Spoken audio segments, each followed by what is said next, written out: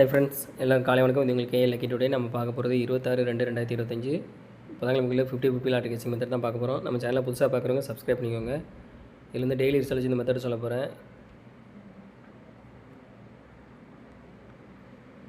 இதில் என்ன மெத்தட் அப்படின்னா, கடைசி 5 நாளுக்குள்ளே ரிசல்ட் எடுத்துக்கிறோம்.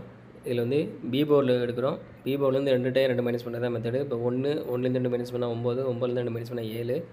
இதில் 9 வந்து சி போர்டில் பாஸ் ஆகிருக்கு. அடுத்து 869 பி போர்டு 6, 6லேருந்து 2 மைனஸ் பண்ணால் 4, 4லேருந்து 2 மைனஸ் பண்ணால் 2. அடுத்து சி போர்டில் வந்து 2 பாஸ் ஆகிருக்கு.